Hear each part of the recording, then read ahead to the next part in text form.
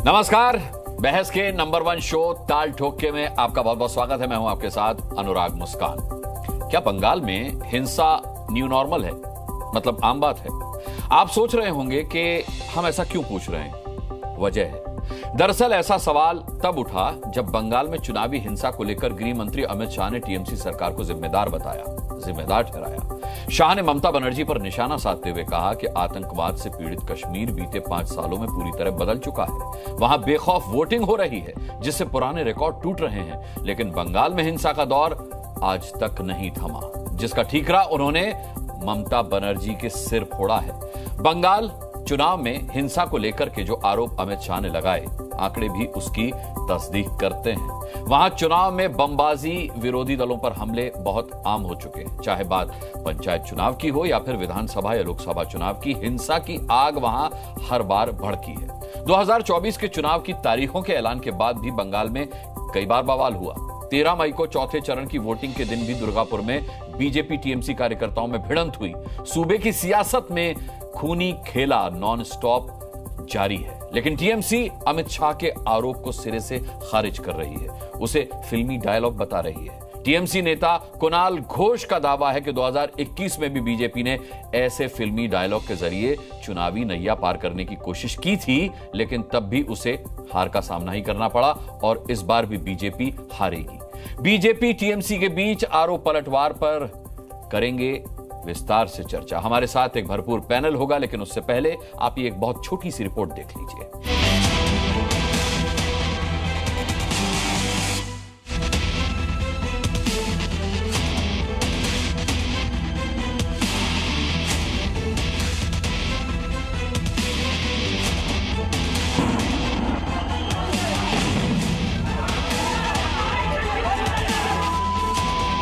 एक जमाने में आतंकवादी कश्मीर के अंदर वोटिंग ही नहीं होने देते थे। 2 दिन पहले वहां पर भी 35% वोटिंग एक रिकॉर्ड है।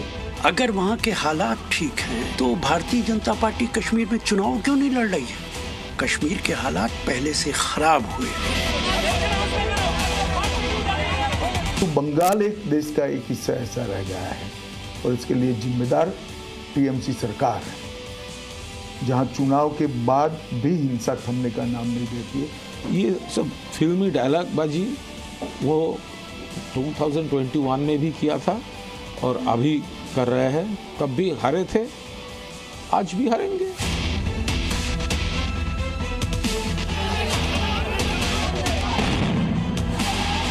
गत चुनाव में भी चुनाव के दरमियान कम हिंसा हुई, जीतने के बाद ममता जी ने हिंसा का तांडव खेला। तो वैक्यूम पीरियड जो है उसका वो उपयोग कर सब कुछ अगर ठीक हो गए तो कश्मीर पंडितों को कश्मीर में अभी क्यों नहीं रहना अच्छा नहीं लगती, क्यों नहीं रह नहीं पाते। और बंगाल के अंदर तो इसलिए बोलेंगे कि वहां बीजेपी की सरकार नहीं। तो सवाल यही कि क्या बंगाल में हिंसा न्यू नॉर्मल है? बात करेंगे।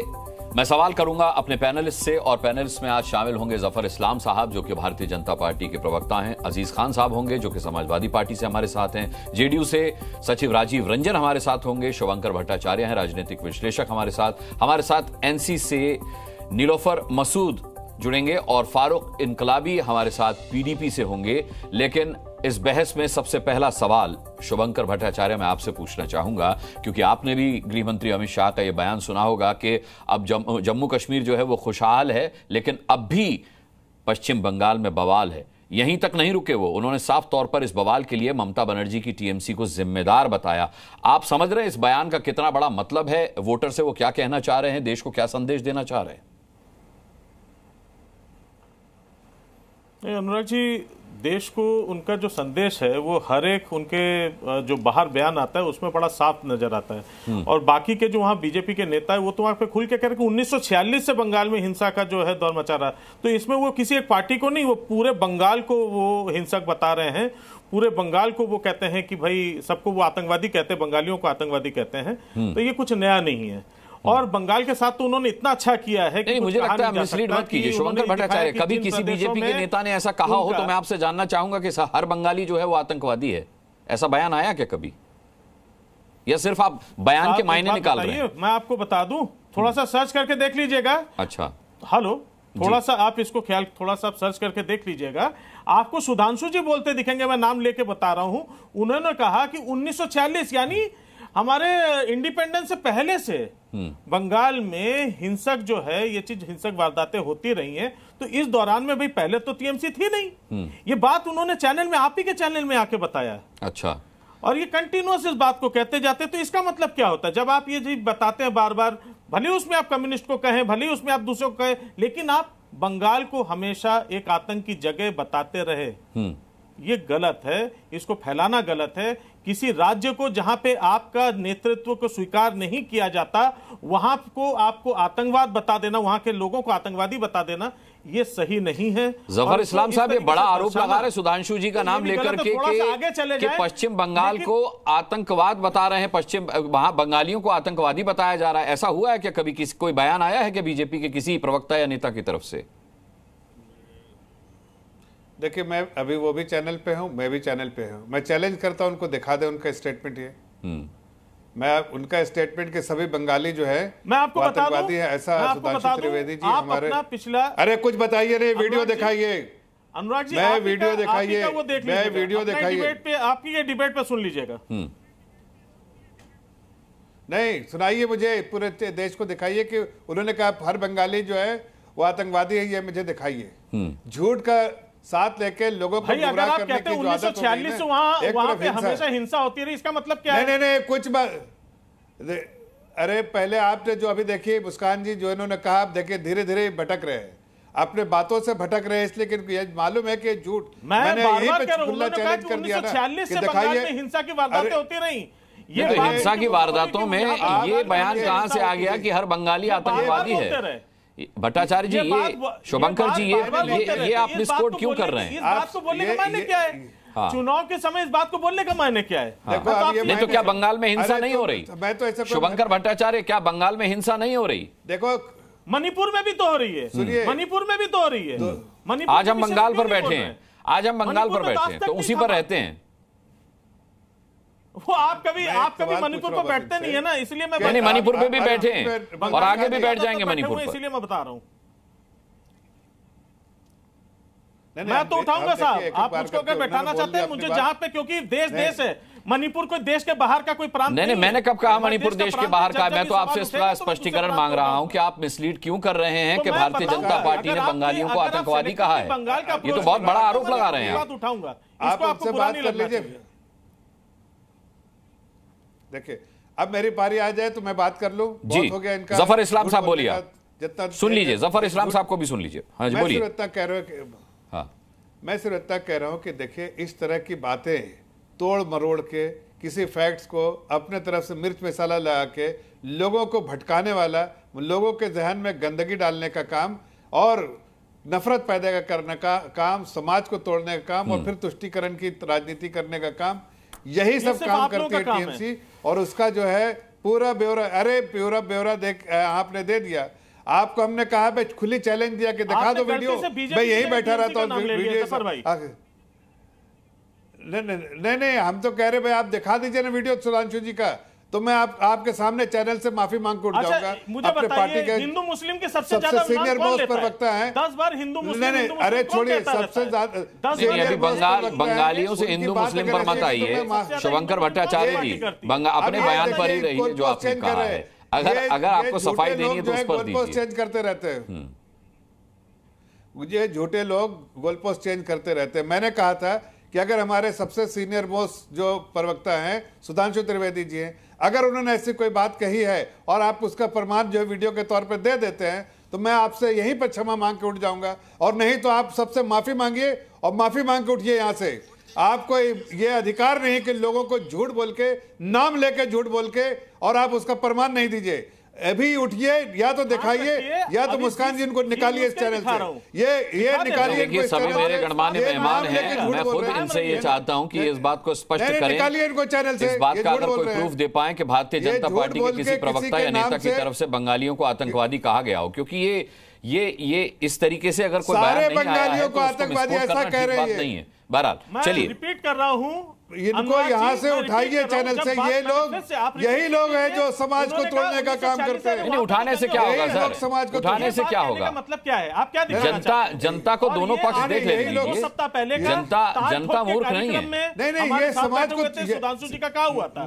जनता देख रही है ना, जनता देख रही है कि कौन लोग जो है झूठ का सहारा ले रही है। अरे हिंसा होना किसी प्रदेश में और सब बंगालियों को आतंकवादी कहना, ये वहां पर भाजपा के लोग भी हैं, वहां टीएमसी के लोग भी हैं, वहां सीपीआई के लोग भी हैं, वहां कांग्रेस के भी लोग हैं, वहां एमआईएम के लोग भी हैं, वहां और भी पार्टियों के लोग हैं। क्या सबको आप सबको सर्टिफिकेट दे रहे हैं? सब जानते हैं। नहीं 15 लाख वाला देखिए, मैं तो सिर्फ आपसे सब जानते हैं। अरे आप इधर उधर मत भटकिए, आप भटक गए, भटक रहे। अब हकीकत आपको नहीं मालूम है, हकीकत आप एक्सपोज हो गए। और अरे एक्सपोज हो गए, देखिए आप पर्सनल मत आइए, एक्सपोज हो गए तो आप पर्सनल मत हुई। ये हकीकत क्या है? आपको किसने बोला भाई? देखिए 2 सप्ताह पहले का कार्यक्रम किसने बोला? आपको हमने अच्छा कुछ दिखा रहे हैं, शुभंकर भट्टाचार्य कुछ दिखा रहे हैं, हमको मोबाइल पर कुछ दिखाना चाह रहे हैं। ये देखिए, दिखाइए। ये 2 सप्ताह पहले न्यूज चैनल पर ताल ठोक के कार्यक्रम में आप देख लीजिए, चाहे तो रिपीट करवा दीजिए, सुधांशु जी बोलते नजर आएंगे कि बंगाल में हिंसा 1946 से चला रहा है। ये रिकॉर्ड आप सुन के देख लीजिए। ताल ठोक के कार्यक्रम आपने नहीं, ये इस बयान से मैं इनकार नहीं कर रहा, लेकिन इसमें बंगाली कहाँ कहा उन्होंने कि हर बंगाली आतंकवादी है? अरे 1946 से बंगाल में हमेशा हिंसा होता रहा है। हाँ, तो इसके लिए तो राजनीतिक पार्टियों को, लेफ्ट पार्टीज को, टीएमसी को दोषी बता रहे हैं ना। वो आरोप तो लेफ्ट पार्टीज पर, सरकार तो लेफ्ट पार्टीज की रही ना वहां पर। 1946 में टीएमसी थी। सुनिए, आप तो पहली बात राजनीतिक विश्लेषक नहीं है। देखिए, आप टीएमसी का मुखौटा पहन के यहाँ बैठे हैं। टीएमसी का मुखौटा बोलिएगा टीएमसी के। लेकिन पूरी बात सुन लीजिए जफर भाई, पूरी बात सुन लीजिए। फंसे क्यों रहेगा? हम उसी बात पे फंसे कि वो बात गलत थी। आप राजनीतिक बात कीजिए, नहीं आप राजनीतिक बात कीजिए। अगर आपने बंगाल में हिंदू मुस्लिम कभी था ही नहीं, बात कीजिए। मैं कह रहा हूँ बंगाल में हिंदू मुस्लिम कभी था ही नहीं, आपने घुसाया। राजनीतिक बात करके जीतिए ना। वहां पे चाहे मुसलमान हो, वो बंगाली मुसलमान होता है, बंगाली पहले होता है, और बंगाली प्रांतीयता है। मैं अगर ब्राह्मण हूं, मैं बंगाली हिंदू लिखता हूं। जो सुनिए ना, मैं आपसे कह रहा हूं कि जब कोई फॉर्म भरता है तो उसमें लिखा जाता है हिंदू ब्राह्मण, लेकिन आपने समझा दिया वहां पे कि साहब हिंदू अलग है, मुसलमान की कतार अलग है। ये आपने देश भर में फैलाया है, हमने बंगाल में नहीं फैलाया। और बंगाल में तब से होना शुरू हुआ, ये और कोई आया नहीं था बाहर से। टीएमसी जो कर रही है वो देश के सामने ढका छुपा नहीं है। ठीक है, चलिए आगे बढ़ते हैं। पूरी डिबेट के दौरान शुभंकर भट्टाचार्य जी को मौका दूंगा कि अगर वो किसी बीजेपी के नेता या प्रवक्ता का ये बयान सुनवा पाए कि हर बंगाली आतंकवादी है, तब तक मैं इसे मिसकोड ही मानूंगा। अच्छा, मैं डॉक्टर एजाज खान हमारे साथ हैं समाजवादी पार्टी से। अजीज खान, माफ कीजिएगा। अजीज जी, ममता बनर्जी ने साफ कर दिया है कि अगर इंडिया गठबंधन जीतता है चुनाव में तो उनका समर्थन इंडिया गठबंधन को बाहर से रहेगा, वो शामिल नहीं होंगी। यानी कि कुल मिलाकर भरोसा उन्हें इंडिया गठबंधन पर भी नहीं है।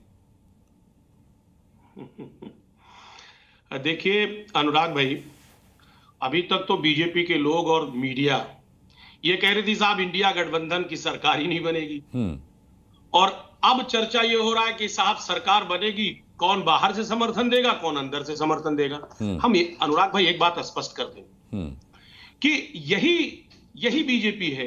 यही जफर इस्लाम साहब अक्सर मीटिंग में आते थे और तमाम डिबेट में शामिल होते थे साहब, ये 400 पार का नारा लगाते थे साहब, बड़ी बड़ी गारंटी की बात करते थे। अब ना गारंटी की बात हो रही है और ना 400 पार की बात हो रही है। अभी कश्मीर की बात चल रही थी। मैं जफर भाई आपको बड़े सज्जन आते हैं, पूरी बात सुन लें मेरी।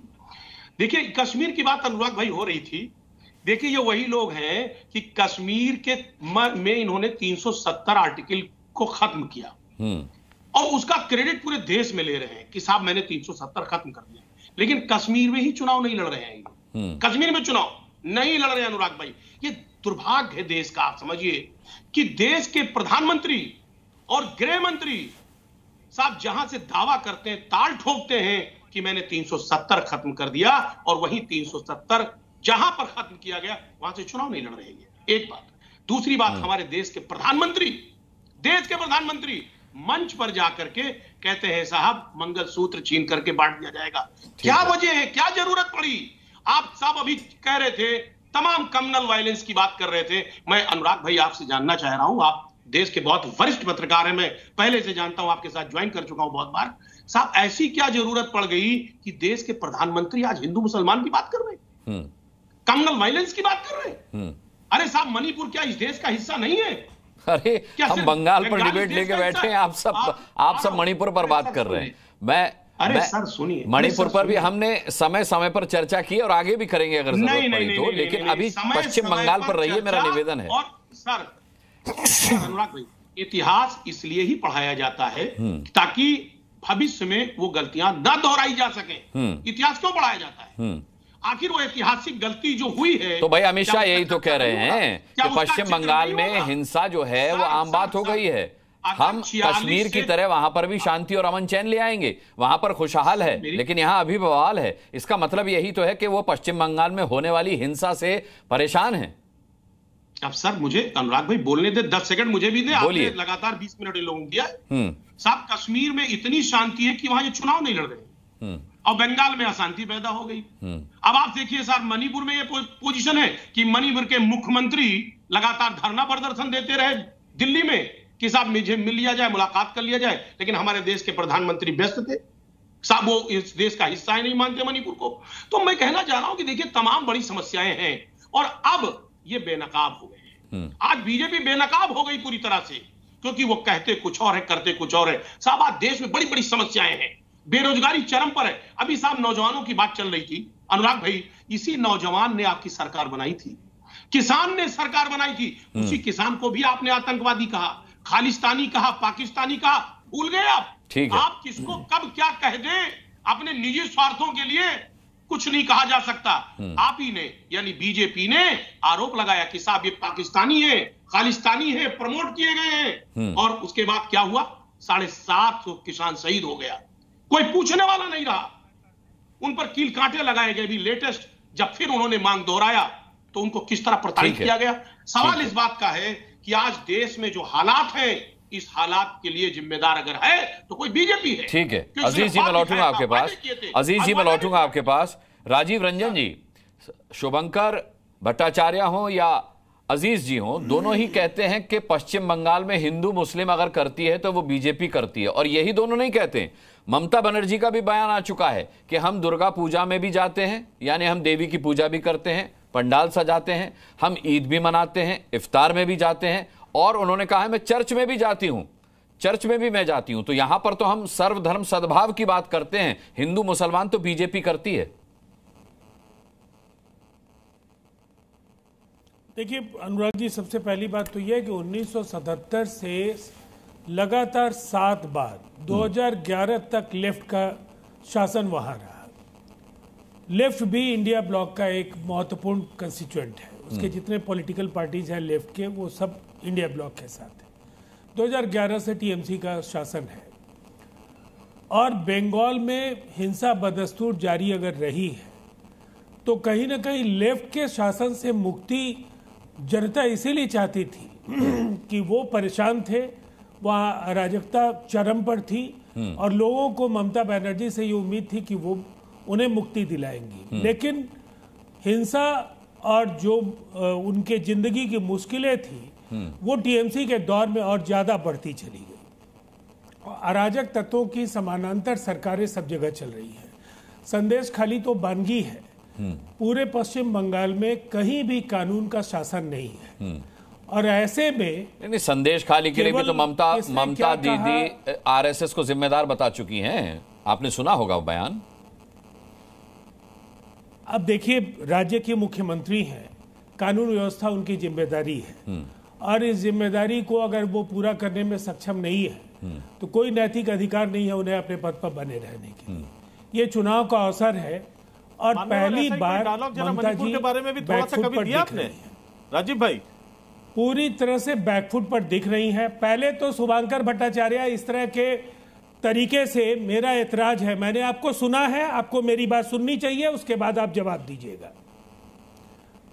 नहीं, मैंने कहा सबसे पहली बात बोल दीजिए मणिपुर के लिए, लगातार बोल दीजिए। हाँ, बोल देंगे।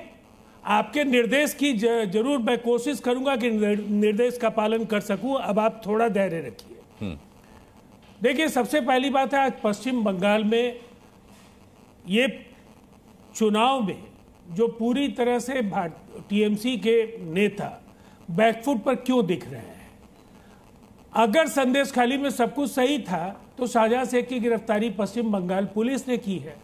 उन्होंने काफी लंबा वक्त गवाया लेकिन उन्होंने गिरफ्तारी की, वह हथियारों की बरामदगी हुई और तमाम तरह के सवाल जो भी खड़े होते रहे, जिस तरह से ईडी की टीम के खिलाफ जो वहाँ कार्रवाई हुई या जो भी सेंट्रल एजेंसीज को लेकर के वहाँ कोहराम मचाने की कोशिश की है टीएमसी की सरकार ने।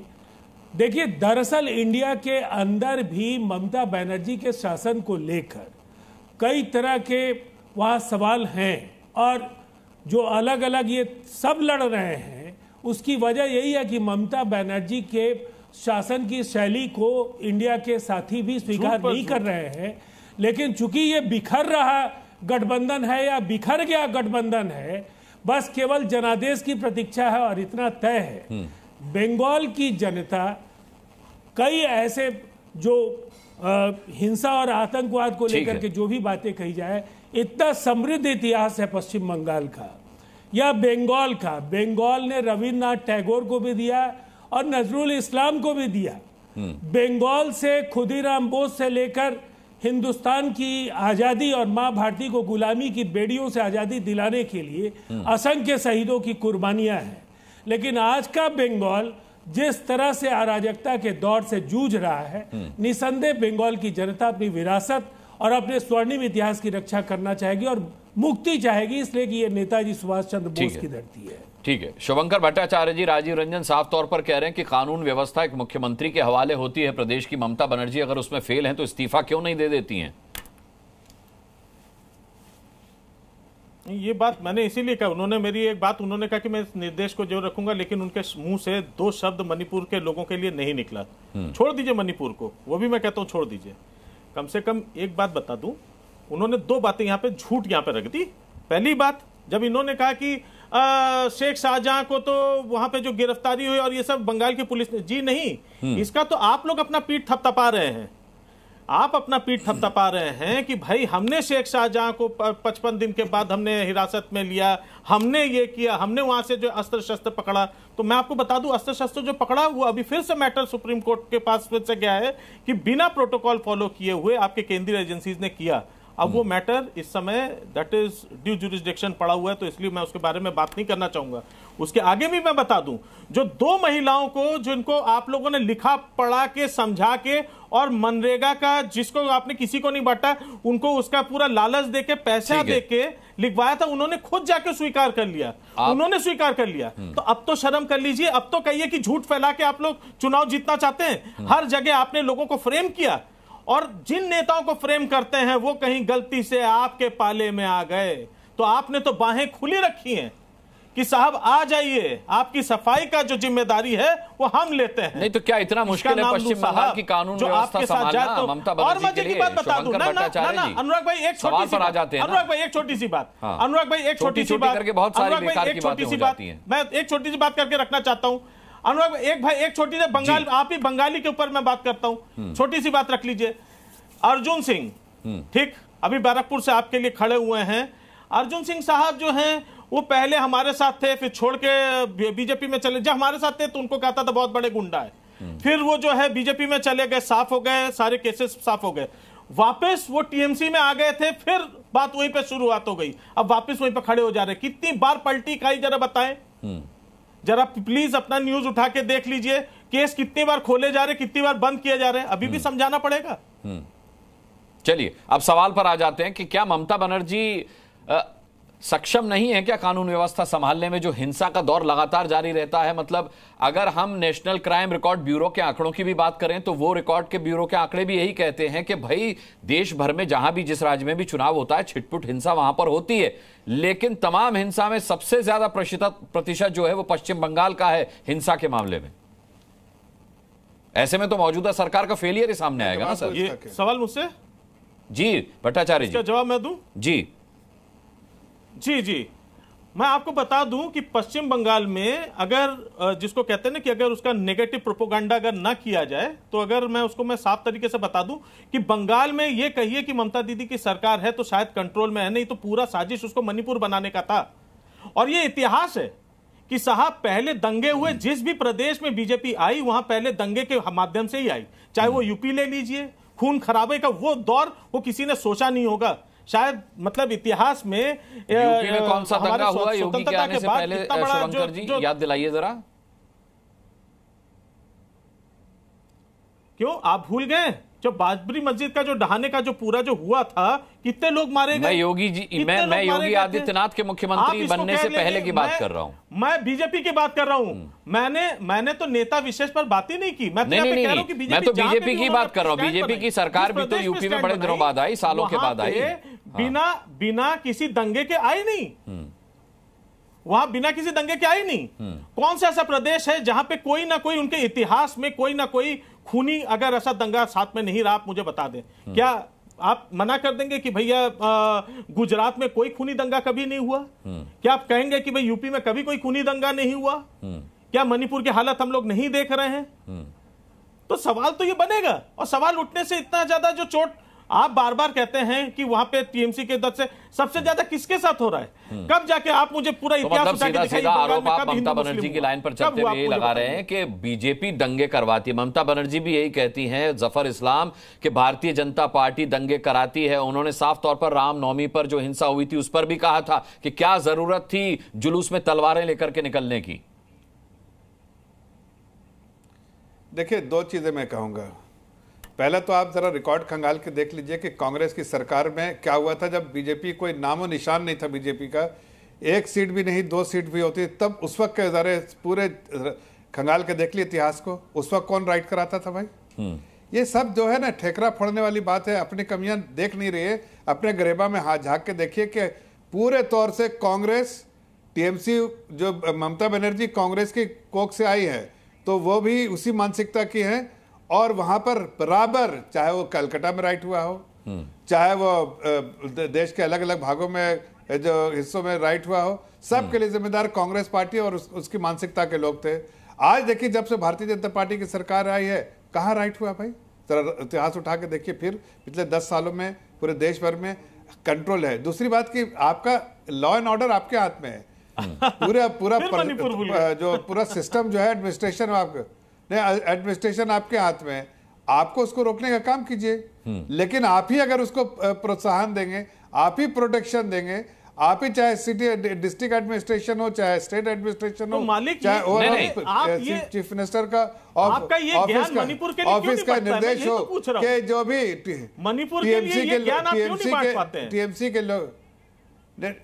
टीएमसी के लोगों के लिए, मैं जवाब दूंगा उसका भी, टीएमसी के लोगों के लिए अगर ऐसी बात हो तो टीएमसी के लोगों में जो सपोर्ट सिस्टम जो है आता है ममता बनर्जी के यहाँ से। इसलिए वो दंगाइये जो होते हैं, दंगाई, वो उनको पता है कि डिस्ट्रिक्ट एडमिनिस्ट्रेशन ना स्टेट एडमिनिस्ट्रेशन ना कुछ नहीं करने वाली है। उनको और कहीं ना कहीं पीठ थपथपाएगी कि हाँ, ममता बनर्जी के इरादों और इशारों पे तुम खड़े होते हो। मुझे लगता है मणिपुर की कहानी सुना रहे हैं, नाम बंगाल का ले रहे, मणिपुर की कहानी सुना रहे हैं। इसीलिए मणिपुर 2 साल से ऐसे मणिपुर की जहां तक बात, अरे भाई आप देखिए, बीच में बोलने की आपने नहीं। शुभंकर भट्टाचार्य जी, आप पश्चिम बंगाल से बचने के लिए पहले तो मणिपुर न जाएं। मैं आपसे निवेदन कर रहा हूं। जफर इस्लाम साहब, मैं लौटता हूं आपके पास, क्योंकि आरोप गंभीर है कि भारतीय जनता पार्टी दंगे कराती है, और साफ तौर पर सूबे के मुख्यमंत्री ये कहती है। सुनो, वहां का शुभंकर जी, ऐसा कीजिए, सुनिए, एक शुभंकर भट्टाचार्य जी से एक सवाल है मेरे पास। चर्चा करने के लिए बहुत बार आए हैं और बार बार आने के लिए तैयार हैं। आप उन पे, आप चैनल वाले को बोलिए कि सिर्फ मणिपुर पर डिस्कशन करो, मैं आपको बोलता हूं आऊंगा खुले। ठीक है, आज पश्चिम बंगाल पर है, मणिपुर पर करेंगे तो मैं शुभंकर भट्टाचार्य जी को भी बुलाऊंगा। शुभंकर भट्टाचार्य जी, आप ही से सवाल है मेरे पास कि आप कहते हैं कि बीजेपी पश्चिम बंगाल में दंगे कराती है, हिंसा कराती है। चलिए, अगर आपकी बात को मैं मान भी लूं और ये मानूं कि टीएमसी कार्यकर्ताओं पर जितने भी हमले होते हैं वो भारतीय जनता पार्टी वाले करते हैं, तो फिर भारतीय जनता पार्टी के कार्यकर्ताओं पर हमले कौन करता है? क्या ये लोग खुद ही अपने कार्यकर्ताओं पर भी हमले करते हैं? मजे की बात यह है कि वहां पे तो सड़क पर अगर एक एक्सीडेंट भी हो जाए, हमले तो को मजे की बात तो मत बताइए, कम से कम वो भी तुरंत बीजेपी का वर्कर हो जाता है, वो भी बीजेपी का वर्कर हो जाता है तुरंत। वहां पे अगर किसी घर में पड़ोस में अगर मियां बीबी में भी लड़ाई हो जाए तो मियां तुरंत जो है टीएमसी का निकल आएगा, बीबी जो है वो बीजेपी की निकल आएंगी। तो इस समय तो इन्होंने इसी तरीके से मामला यहाँ पे खंगाल के निकाला है।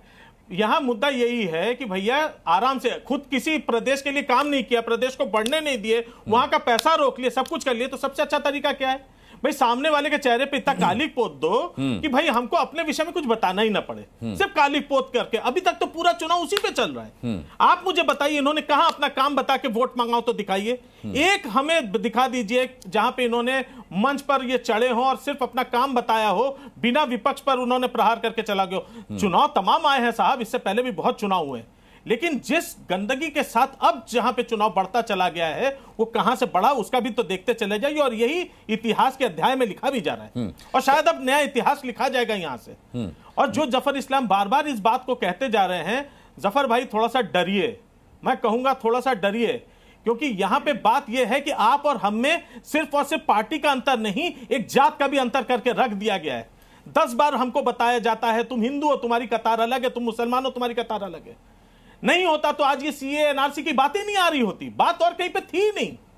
बात ये था कि आपके पास हमेशा एक सिटीजनशिप, आपके पास नॉर्म्स थे, नियम था, लेकिन आपने कतार क्यों अलग लगाई? सिर्फ बात इतनी सी थी। और यही बात आप लोगों को क्यों नहीं आप लोग बता पाते खुल के, कि कहीं ना कहीं आप बीच में एक दायरा खींचना चाहते हैं, आप एक लकीर खींच देना चाहते हैं। और जफर इस्लाम बांटने की लकीरें तो वहीं से जफर इस्लाम साहब, एक सवाल ये भी उठा है कि तो कश्मीर में खुशहाली की बात अमित शाह कर रहे हैं, लेकिन कश्मीर में बीजेपी चुनाव ही नहीं लड़ रही, केवल सपोर्ट कर रही है। इसका भी जवाब दे दीजिएगा साथ में। देखिए 2 अलग अलग चीजें हैं, इलेक्शन लड़ना और इलेक्शन जो है उसमें सपोर्ट करना। भाई हम ठीक है, हम अगर सपोर्ट कर रहे हैं तो हमने ऐसा निर्णय लिया है कि सपोर्ट करें, धीरे धीरे बेस बढ़ता है, लोगों में विश्वास बढ़ता है, लोगों का जो समर्थन प्राप्त होता है उसमें समय जो लगता है। हम ये नहीं कह रहे कि आज हम नहीं, अब तो वहां खुशहाली है, अब वहां और किस चीज का इंतजार है भाई? 370 आप हटा चुके, पत्थरबाजी वहां बंद हो गई, आतंकवाद की घटनाओं में। अब जब खुशहाली है तो क्या दिक्कत थी? मुस्कान जी, नहीं मैं ये नहीं कह रहा। देखिए 2 अलग अलग चीजें, इलेक्शन लड़ना और वहां खुशहाली लाना। हमारी प्राथमिकता वहां थी कि खुशहाली लाना। हम इलेक्शन भी लड़ेंगे, मैं आपको ये बताना चाहता हूं। अभी स्टेट का भी इलेक्शन आएगा, हम लड़ेंगे, बड़ी मजबूती से लड़ेंगे।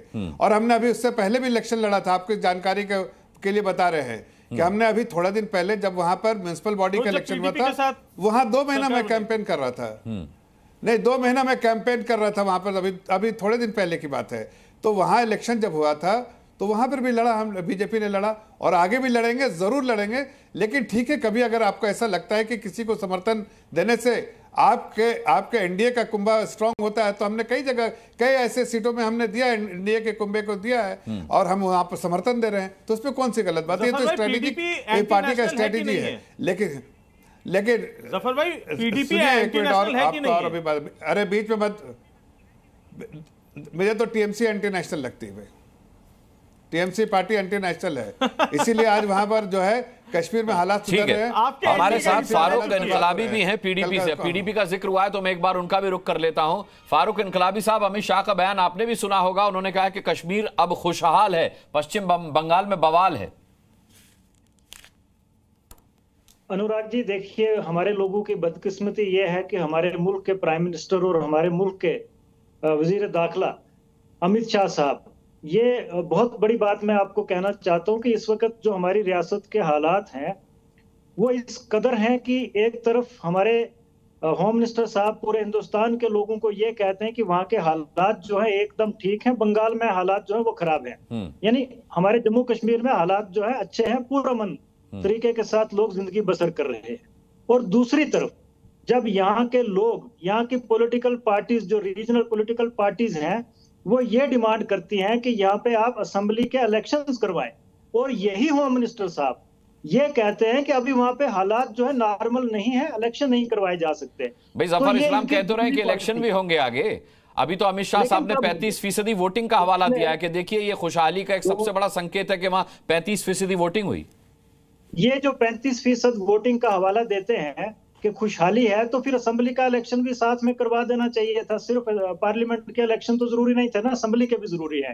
एक बात, दूसरी बात मैं आपको कहना चाहता हूँ कि ये जो वोटिंग हुई है आज की डेट में, जो लोग सामने आके जिन्होंने वोट किया है वो बीजेपी के खिलाफ वोट किया है, और ये रिजेंटमेंट है लोगों का कि आपने जो 2019 में हमसे हमारा स्पेशल स्टेटस छीना, हमसे स्टेटहुड का दर्जा छीना, ये उसके खिलाफ वोट है। अभी आप देखेंगे अनंतनाग राजौरी की सीट पे भी जब इलेक्शन होंगे, अभी तो ये 36 हुआ है, 50-60% से भी ज्यादा वोट होंगे, लेकिन वो बीजेपी के खिलाफ वोट होंगे। अब बीजेपी की जो बात अभी जफर इस्लाम साहब कह रहे थे कि हम आने वाले टाइम में मजबूती से इलेक्शन लड़ेंगे, आज अगर आपने अच्छा किया होता जम्मू कश्मीर के लोगों के साथ, अगर आपने लोगों के यहाँ पे काम किए होते, डेवलपमेंट की होती, तो पार्लियामेंट इलेक्शन में आपको 3-4 सीटें छोड़ के भागना ना पड़ता। आज जब आपको लगा कि आपकी सियासी जमीन जम्मू कश्मीर में जो है खत्म हो चुकी है, मुकम्मल तौर पे खत्म हो चुकी है, आप देख लेना 4 जून को जब रिजल्ट्स आएंगे, जम्मू कश्मीर से इनको एक भी सीट मिलने वाली नहीं। जिन 2 सीटों पर इन्होंने अभी तक इलेक्शन कॉन्टेस्ट किया है, दोनों सीटें हारने जा रहे हैं। और मैं आपको दावे से, ये नेशनल चैनल है, पूरा हिंदुस्तान नहीं बल्कि पूरी दुनिया देखती है, मैं दावे से कहता हूं कि जम्मू कश्मीर से इस बार भारतीय जनता पार्टी को एक भी पार्लियामेंट की सीट जो है मिलने वाली नहीं है। और अगर इन्होंने जब भी असेंबली इलेक्शन करवाए तो इनको जम्मू कश्मीर की आवाम जो है वो लखनपुर से पार का रास्ता इस बार दिखाएगी। जम्मू कश्मीर की आवाम ने बड़ा सब्र किया है, पिछले 6 साल हो गए हैं, यहाँ पे डेमोक्रेसी नाम की कोई चीज नहीं, ब्यूरोक्रेसी है, अफसरशाही है, आम लोगों की बात नहीं सुनी जाती है, ये बड़ी बड़ी बातें करते हैं टीवी चैनल्स पे बैठ के। जी फारूक इनकलाबी साहब ने तो जफर इस्लाम साहब कश्मीर के खुशहाल होने के दावे की हवा निकाल दी अमित शाह साहब के। देखिए ऐसा है, 14% वोट हुआ था पिछले बार, इस बार जो वोट कितना हो रहा है? इस बार जो वोट है आपके खिलाफ हो रहा है 35-36% से है लोगों में। नहीं, अरे किसी के आप देखिए डेमोक्रेसी में, सुनिए एक मिनट फारूक साहब सुन लीजिए ना, आपकी बात सुन लीजिए निकलिए। और भारतीय जनता पार्टी ने जो हमारे साथ जुल्म किए हैं उसके खिलाफ आप एक मजबूत आवाज को पार्लियामेंट में भेजिए, उसके लिए लोगों ने वोट किया है। आपकी बात हो गई, आवाज पार्लियामेंट में पहुंचने आपकी बात हो गई, आपको जवाब मिलने वाला है। जी आपकी बात हो गई, बोलिए जफर साहब बोलिए। बीच में टपकिए मत बीच में, अपनी बात खत्म कर ली, मैं बीच में नहीं टपकता हूं। आपकी बात हमको जब एंकर ने बोला तो मैं बात कर रहा हूं, अपनी बात अपने समय पे करिएगा, जब आपका वक्त आए तो आप बात कर लीजिएगा, हमारी बातों का। अच्छा जफर साहब बोलिए, जवाब दीजिए। मैं ये कह रहा हूं कि देखिए इस बार 14% वोट से अगर ये मिड 30s में जाता है तो जाहिर है ऑलमोस्ट 2.5 गुना ज्यादा वोट होते हैं, तो कहीं ना कहीं जो पॉजिटिविटी जो है वो सामने निखर के आ रही है। नहीं, लेकिन इनकलाबी साहब ये कह रहे हैं कि ये 35% वोट बीजेपी के खिलाफ पड़ा है कि भाई हमारे यहां से कोई नुमाइंदा जाए, कोई प्रतिनिधि जाए इनके खिलाफ। देखिए 2 बातें हैं ना, इलेक्शन कंडक्ट हो रहा है ना, और सक्सेसफुली कंडक्ट हो रहा है। अब उसमें हारना जीतना कहां आता है? माहौल इलेक्शन को कंडक्ट करने का होना चाहिए। अरे भाई सुन तो लीजिए, बीच में काहे को चपड़ करे, सुनिए तो सब बात कर रहा हूँ। मैं कह रहा हूँ कि इलेक्शन कंडक्ट का इलेक्शन करवाना था, एक पार्लियामेंट इलेक्शन में जम्मू कश्मीर में आप लोगों को भी हिस्सा लेना चाहिए था, लेकिन चूंकि आपको खबर है कि आपने जम्मू कश्मीर के लोगों के हकूक छीने हैं, जबरदस्ती छीने हैं। ठीक है, जवाब दे लेने दीजिए, जफर इस्लाम को जवाब देने दीजिए। ये ऐसे डिबेट नहीं फारूक इनकलाबी साहब डिबेट नहीं होगा भाई। ठीक है, बोलिए जफर इस्लाम साहब बोलिए, मैं करने नहीं बोलिए। तो आप या तो फीडर मेरा डॉन कीजिए, मैं बीच में नहीं मैं किसी का फीडर डाउन। राजीव रंजन जी और हम 2 ही डिसिप्लिन सोल्जर लग रहे हैं यहाँ पर, बीच में कभी नहीं बोल रहे। फारूक इनकलाबी साहब मैं निवेदन करूंगा, आपसे गुजारिश करूंगा, अब बीच में ना बोले, जफर इस्लाम साहब को सुन लेते हैं। निवेदन नहीं, फीडर डाउन कीजिए, ये क्या निवेदन पे वेदन है? नहीं ठीक है, आप बोले जफर इस्लाम साहब बोले। मैं ये कह रहा हूं, ये तो आपकी ज़हनियत है, आप दूसरों की जो आपके खिलाफ आवाज बुलंद करता है वो आपके लिए टेररिस्ट हो जाता है, वो आतंकवादी हो जाता है। जम्मू कश्मीर से चलिए कहिए आपने अपनी बात की तरह क्यों बात की जा रही है? बेवकूफ इंसान की तरह बात की जा रही है। मैं कह रहा हूं अपने वक्त पे बात कीजिएगा, अपनी आवाज उठाओ ना, तुमको मना किसने किया है? आवाज उठाओ, किसने तुम्हें मना किया आवाज उठाने से? लेकिन अपने वक्त पे उठाओ ना, बीच में इंटरप्ट करने के लिए मना कर रहा हूँ, आवाज उठाने के लिए नहीं मना कर रहा हूँ। आप आवाज उठाएं, तमाम लोगों अरे भाई आप बात रखने का हक हासिल है। हम ये कहते हैं हमारे साथ जुल्म हुआ है, हमसे आप लोगों ने स्पेशल स्टेटस हमारा छीना, स्टेटहुड आपने कहां देखा? जफर इस्लाम साहब आप मुझे एक मिसाल दीजिए जहां पे किसी स्टेट को यूटी बनाया हो। आपने 1,30,00,000 की आबादी जम्मू कश्मीर की है, उनको आपने 3 हिस्सों में तकसीम करके यूटी बना के और अफसरशाही यहाँ पे लागू करके अफसरों के हवाले कर मैं उठ जाऊंगा अगर आप फारूक इनकलाबी साहब अब जवाब भी तो सुन लीजिए, सवाल तो आपने बहुत सारे दाग दिए। मैं आप इस फारूक इनकलाबी साहब अब जफर इस्लाम को सुनेंगे नहीं तो सवालों के जवाब कहां से मिलेंगे? जी जफर इस्लाम साहब बोलिए। देखिए फारूक साहब की परेशानी क्या है, ये बातें कह रहे हैं कि मुझे यही तो तकलीफ है। मैं कह रहा हूं अपने वक्त में आप बोल लीजिएगा, मैंने आपकी सारी बातें सुनी, लेकिन इनकी यही दलीलें जो है ना लोगों में अपील नहीं करती है, इसलिए कि इन लोगों ने तो लोगों का हक मारा है। इन लोगों ने तो कश्मीर के लोगों का हक मारा, पीडीपी नेशनल कॉन्फ्रेंस और कांग्रेस पार्टी ने वहां के आम लोगों का हक मारा। आम लोगों को किस हालत में छोड़ा तुमने? गरीब गुरबा करके छोड़ा है। क्या देखा कश्मीर में? किसी हालत में अच्छा रखा है तुमने? आप लोगों ने सिर्फ धर्म के नाम पे उन लोगों को बहका के गुमराह करके अपने फायदे के लिए रखा है। ये 3 पार्टियों को लोगों को तो उल्टा टांग देना चाहिए, इसलिए कि मुस्लिम समाज में तुम लोग जो है ना, नहीं मुस्लिम समाज के लिए क्या किया आपने वहां पर? कुछ नहीं। धर्म के नाते नाम पर आपने लोगों में सिर्फ सब गुमराह किया और अपने फायदे उठाए। आज जनता का फायदा हो रहा है इसलिए पेट में दर्द हो रहा है। जनता का फायदा हो रहा है इसलिए पेट में दर्द हो रहा है ना। सुनिए, मैं आपको बता रहा हूं कश्मीर में भी इलेक्शन होगा, बिल्कुल होगा। भारतीय जनता पार्टी मजबूती से लड़ेगी, पीडीपी का सफाया होगा। आपके लोग आप ही को वोट नहीं देंगे, यही हकीकत है। आपके लोग जिनकी आप दुहाई दे रहे हैं वो वोट नहीं देंगे, एक भी सीट नहीं जीत के आ पाएंगे। ना महबूबा आएंगी ना कोई और आदमी वहां से जीत के आएगा, नहीं मिलेगा। और आप पूरे मुल्क से अभी जा रहे हैं, अभी क्या है, असेंबली इलेक्शन भी हो गए, जीतने की पार्टी का खात्मा हो रहा है। हिंदू मुसलमान आप ऐसा है कि आप कॉक फाइट करा लीजिए। नहीं कॉक फाइट करा लीजिए, मैं उठ रहा हूं। नहीं ऐसा मेरा कोई इरादा नहीं है। चलिए फारूक इनकलाबी साहब, अच्छा देखिए फारूक, नहीं जफर इस्लाम, मेरा सवाल आप ही से है। फारूक इनकलाब साहब कह रहे हैं कि खुशहाली को लेकर के अमित शाह साहब के जो दावे वो फेल हैं, वहां पर सुनिए। अरे मेरा सवाल तो सुन लीजिए सर, अब आप मेरा सवाल सुनिए। अब तो इनकलाबी साहब खामोश है। नहीं सवाल कैसे सुनेंगे बीच में? नहीं बीच में नहीं बोलेंगे, कौन बोल रहा है बीच में? मैं आपसे सवाल पूछ रहा हूँ, आप जवाब दीजिए। मैं उनका केवल हवाला दे रहा हूं कि जवाब लीजिए। अच्छा अब आप मुझे नहीं बोलने दे रहे, बीच में फीडर डाउन करके उनका अरे नहीं फीडर डाउन करने की परंपरा नहीं है यहाँ पर। सभी मेहमान है मेरे। मैं ये तो जनता भी देख रही है कौन कितना संयमित है, कौन कितना असंयमित है। आप अपना डिबेट कराते रहिए। देखिए फारूक इनकलाबी साहब, मैं और आप ही स्क्रीन पर हैं, आप मुझे नहीं बोलने दे रहे हैं। जफर इस्लाम साहब मुझे तो बोलने दीजिए। अरे कोई बोलने नहीं दे रहे, इसलिए कि नहीं देखिए फारूक इनकलाबी साहब ने खुशहाली के दावे को खारिज किया है। सुनिए अरे मेरा सवाल सुन लीजिए सर, समय की कमी है, सुन लीजिए धैर्य के साथ सुन लीजिए। जफर इस्लाम साहब, उन्होंने खुशहाली के दावे को खारिज किया है। ममता बनर्जी योगी आदित्यनाथ पर हमला कर रही हैं, कह रही हैं कि वो अपना यूपी संभाल लें। पश्चिम बंगाल में आकर के उनकी हिम्मत कैसे पड़ती है लक्ष्मी भंडार योजना को बंद करने की धमकी देने की? तो यानी कि वो यूपी में भी शासन को फेल बता रही हैं। ये कश्मीर में बता रहे हैं, वो यूपी में बता रही हैं।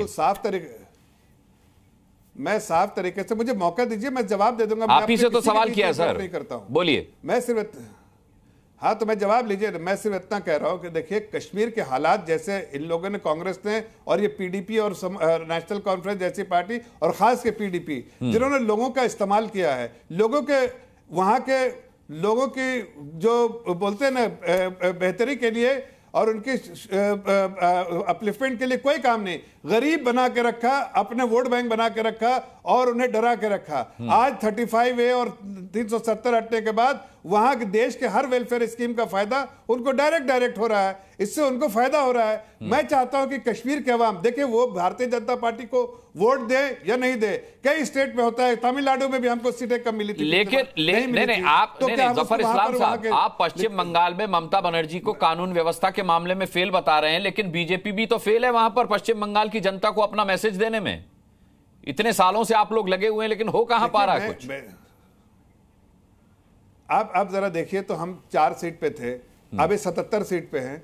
आगे आने वाले दिन में समय लगता है, इलेक्शन में एक दिन में जीतते नहीं। तेलंगाना में आप इस बार का रिजल्ट देखिएगा, आप तेलंगाना में अप्रूव कर देगा बीआरएस को, कांग्रेस भी पीछे रह जाएगी। तो अब किसी में जमीन पे पॉलिटिकली आपको एक अपने आप को स्टैंड करने में समय लगता है। मैं कश्मीर की बात कहता हूं अपने भाई जो फारूक साहब को कि इंशाल्लाह इसी साल इलेक्शन होगा, भारतीय जनता पार्टी मजबूती से लड़ेगी और लोगों के समर्थन और आशीर्वाद के साथ लड़ेगी और वहां पर हम सरकार बनाने में कामयाब होंगे। और यह भी कह देता हूं आपके मुंह पे, पीडीपी जैसी जमायत जो है ना, वो जो पॉलिटिकल पार्टी है, वो नस्त नाबूद हो जाएगी और हम नहीं करेंगे, वहां की जनता करेगी, वहां आवाम करेगी, जिसकी खुशनुदी के लिए आपने काम नहीं किया। अपने मुझे फिलहाल तो जफर साहब, मुझे फिलहाल तो उनकी खुशनुदी के लिए काम, ठीक है, फिलहाल तो जफर साहब, मुझे मलिकजादा मंजूर अहमद साहब का एक शेर याद आ रहा है जो पश्चिम बंगाल पर बहुत ज्यादा मौजूद है कि देखोगे तो हर मोड़ पर मिल जाएंगी लाशें, ढूंढोगे तो इस शहर में कातिल ना मिलेगा।